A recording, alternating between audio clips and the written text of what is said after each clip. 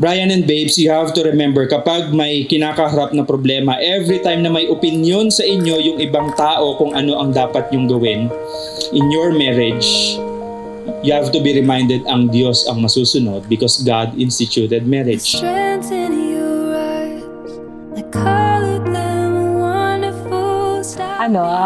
Sa despedida ng best friend niya. So, in-invite ako and then doon kami nag-meet, parang nagkakakwentuhan.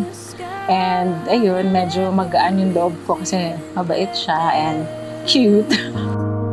And tell me that we belong together. Friend siya nung kaibigan ko.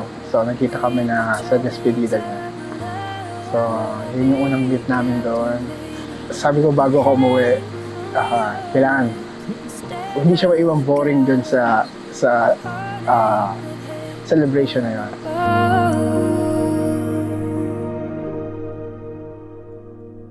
And I'll be your crying shoulder. Maganda, siyempre. And then, wala, natuwa ko siya, nakakatuwang kausap dahil hindi naman siya mahirap kausap na hindi siya suplada o ano.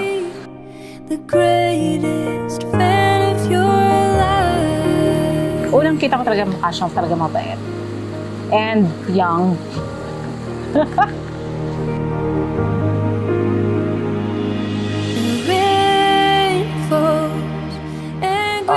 Siguro adobo. Adobo dahil habang tumatagal ang adobo, lalong mas sumasarap yan. So, yun yung nararamdaman ko sa kanya na pagmamahal. Lechon. Kasi favorite ko yung lechon. Malinam na. Tell me that we belong together. Hey love, I promise to love you forever and take care of you forever. I will be with you and I will support you forever. That's it. Life. Kasi simula nung dumating siya, nabago yung sarili ko.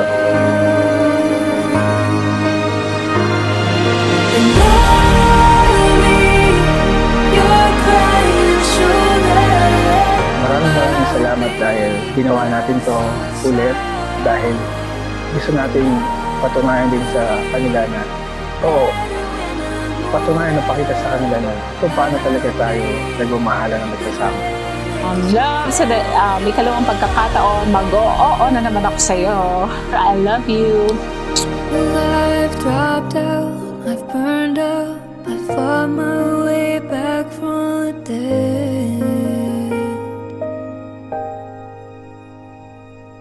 And I'll be This is your time. You may now kiss ang iyong magandang asawa.